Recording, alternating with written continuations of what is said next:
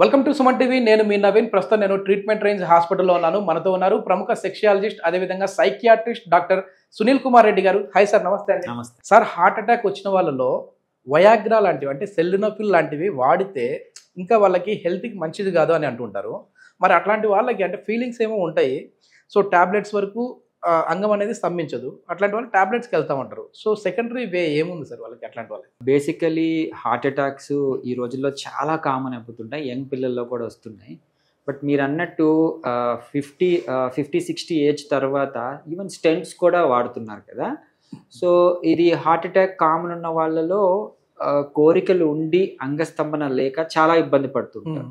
అంటే వాళ్ళు even hospitalise అయిన తర్వాత కూడా కొన్ని రోజులు హాస్పిటల్లో ఉండి సెక్షువల్ యాక్టివిటీ లేక మళ్ళీ ఇంటికి వచ్చి ఆ సెక్షువల్ కోరికలు ఉన్నా కానీ అంగస్తంభన ప్రాబ్లంతో ఇబ్బంది పడుతుంది. వాళ్ళకి డైరెక్ట్ మీరు అన్నట్టు వయాగ్రాలు పెట్టడం కన్నా మళ్ళీ కాంప్లికేషన్స్, ఈవెన్ వయాగ్రా ఏం చేస్తుంది, హార్ట్ బీపీని తగ్గించేసి హార్ట్ని ఇంకా ఇబ్బంది పడుతుంది కదా. అలా కాకుండా వయాగ్రా కాకుండా మన దగ్గర షాక్ వేవ్ థెరపీ అంటే అంగానికి డైరెక్ట్ మసాజింగ్ టెక్నిక్ లాంటి థెరపీస్ ఉన్నాయి. వీటితో అంగంకి స్టిమ్యులేట్ చేసి ఎరెక్టైల్ డిస్ఫంక్షన్ ని మనం కరెక్ట్ చేయొచ్చు. అంటే మామూలుగా ఈ టాబ్లెట్ చేసే పని దాని రీప్లేస్ లాగా అనుకోవచ్చా? దీన్ని ఎట్లా అనుకోవచ్చు? అంటే అదేమో మెడిసిన్ సార్, మెడిసిన్ బాడీలోకి వెళ్తుంది కాబట్టి అక్కడ బ్లడ్ ఫ్లో అనేది జరిగి అంగం స్తంభిస్తుంది. ఇది ఎట్లా మరి పనిచేస్తుంది అంటారు? సో ఇది క్లారిటీ ఏంటంటే ఈ డ్రగ్ ఏం చేస్తుంది, ఉన్న రక్తనాళాన్ని సైజ్ పెంచుతుంది, అంటే డైలేట్ చేస్తుంది. సో వాసో డైలేటర్ కింద పనిచేస్తాయి ఈ డ్రగ్స్. ఈ షాక్ వేవ్ ఏం చేస్తుందంటే ఉన్న రక్తనాళాన్ని పెంచుతుంది. సో నియోవాస్కులరైజేషన్ చేస్తుంది. సో దీనికి తేడా ఏంటంటే ఇది డ్రగ్ ఉన్నంత వరకు అంగం ఫ్లో అంటే సైజ్ కూడా ఇంక్రీజ్ అయినట్టు మనకు బ్లడ్ సప్లై పెరిగినట్టు అనిపిస్తుంది. బట్ ఇది యాక్చువల్గా ఏం చేస్తుందంటే న్యాచురల్గానే బ్లడ్ ఫ్లోని పెంచుతుంది. ఇది డిపెండెన్సీ కానీ సైడ్ ఎఫెక్ట్స్ కానీ కలుగజేయచ్చు. బట్ దీనివల్ల ఎటువంటి సైడ్ ఎఫెక్ట్స్ కానీ ఫ్యూచర్లో ఇబ్బందులు కానీ ఉండవు. ఒకసారి అయిపోయిందంటే బ్లడ్ సప్లై ఇంక్రీజ్ అయిందంటే ఆబ్వియస్గా అంగానికి బ్లడ్ సప్లై ఇంక్రీజ్. ఇది ఎన్ని రోజుల వరకు ఉంటుంది సార్? ఇప్పుడు డ్రగ్ తీసుకున్నాం అనుకోండి, దాని ఇంపాక్ట్ వచ్చేసి ఏదో మరుసటి రోజు వరకు ఉంటుంది అనుకోండి, 2 రోజుల వరకు ఉంటుంది. దీనికి ప్లీజ్. యాక్చువల్లీ డ్రగ్ ఏంటంటే usually 1 hour to 4 hours maximum, depends on medication impact క్వాలిటీని బట్టి అంతసేపే ఉంటుంది. తర్వాత మామూలు నార్మలైజ్ అయిపోతుంది. మరి ఇది సార్ ఈ షాక్ వేవ్ థెరపీ నేను అన్నట్టు ఈ రక్తనాళాలని ఇంక్రీజ్ చేయడం వల్ల బ్లడ్ ఫ్లో అనేది ఇంక్రీజ్ ఉంటుంది. ఓకే, మనకు డిజైర్ ని బట్టి కోరికని బట్టి అంగానికి రక్త ప్రసరణ ఇంక్రీజ్ అయినప్పుడల్లా బ్లడ్ ఫ్లో ఇంక్రీజ్ అవుతుంది. నార్మల్ గా ఎట్లా ఉంటుందో నార్మల్ పర్సన్ కి అదే విధంగా దీంట్లో ఇంప్రూవ్ అవుతుంది. ఇది ఏమన్నా అంటే ఏజ్ ఏమన్నా ఉంటుందా సార్? అంటే ఈ ఏజ్ వాళ్ళే చేయించుకోవాలి, ఈ ఏజ్ వాళ్ళు చేయించుకోకూడదు అనేది? సో ఏజ్ రెగ్యులారిటీస్ ఈ షాక్ వేవ్ థెరపీలో పెట్టలేదు. బట్ సెకండరీ క్యారెక్టర్స్ ఇంక్రీజ్ అయిన తర్వాత అంటే 18 to 20 years పైన ఇది ఇవ్వడం ద్వారా వాళ్ళకి ఉపయోగపడుతుంది. షాక్ వేవ్ ఆ పేరులోనే కొంచెం భయం కనపడతా ఉంది. షాక్ అనేది అంటే షాక్ ఇస్తారా అండి అక్కడ? Yeah, actually shock wave therapy అంటాం కదా, దీన్ని ఎక్స్ట్రా కార్పోరియల్ లో ఇంటెన్సిటీ షాక్ వేవ్ థెరపీ అంటాం. ఓకే, షాక్ వేవ్ థెరపీ నాన్లో ఉంది కాబట్టి ఈ షాక్ అంటే నన్ను కూడా అడుగుతూ ఉంటారు, షాక్ అంటే ఏమన్నా ఎలక్ట్రిక్ షాక్ ఇస్తారా అని.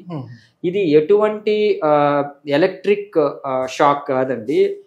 దీంట్లో ఏసీ కరెంటు, డీసీ కరెంటు అంగానికి డైరెక్ట్గా ఇవ్వటం కాదు. ఇది న్యూమాటిక్ అంటే సౌండ్ వేవ్స్ థెరపీ ద్వారా మనం అంగానికి ఒక మసాజింగ్ టెక్నిక్ లాంటిది అప్లై చేస్తాం. ఒక ప్రోబ్ ఉంటుంది. ప్రోబ్ అంటే ఒక ఇన్స్ట్రుమెంట్. దీంట్లో సౌండ్ వేవ్స్ క్రియేట్ చేసి అంగానికి, ఇది అంగం అనుకోండి, దీనికి షాక్లు ఇవ్వడం అనేది జరుగుతుంది.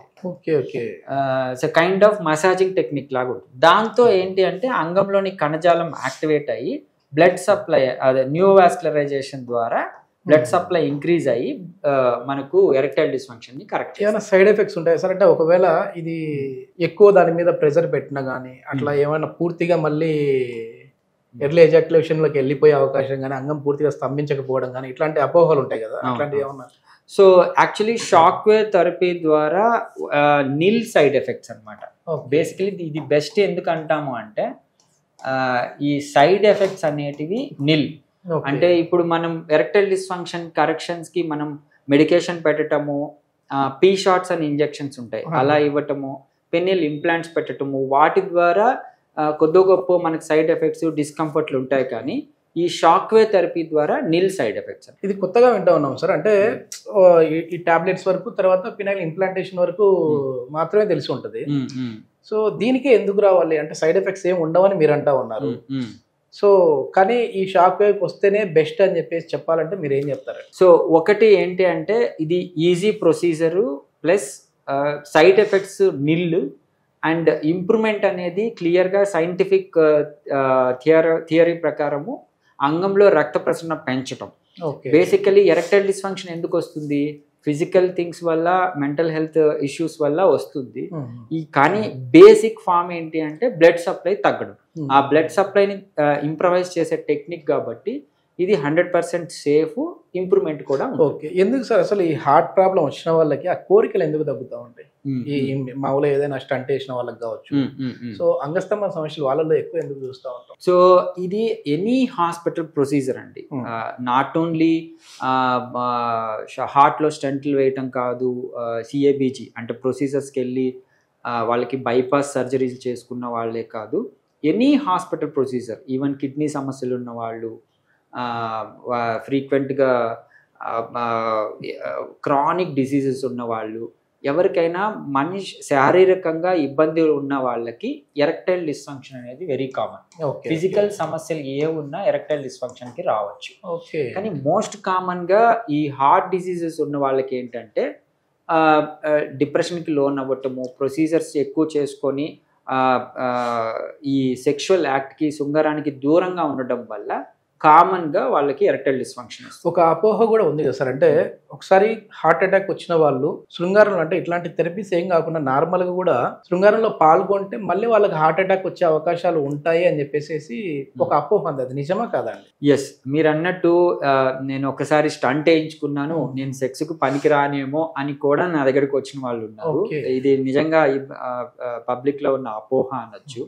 యూజువలీ సెక్షువల్ యాక్ట్ ఎక్కువ అయ్యే కొద్దీ ఈవెన్ బ్లడ్ సప్లై కూడా ఇంప్రూవ్ అవుతుంది. ఎంత యాక్టివ్గా అంటే సెక్షువల్ హెల్త్ ఎంత ఇంపార్టెంటో ఫిజికల్ హెల్త్ కూడా అంతే ఇంపార్టెంట్. సో సెక్షువల్ హెల్త్ సరిగ్గా లేకపోతే ఫిజికల్ హెల్త్ కూడా చిన్నగా ఇబ్బంది పడుతూ వస్తుంది. సో సెక్షువల్ యాక్ట్ పాల్గొనడం వల్ల హార్ట్ అటాక్లు వస్తాయి అనేది అపోహ. Thank you sir. Thank you.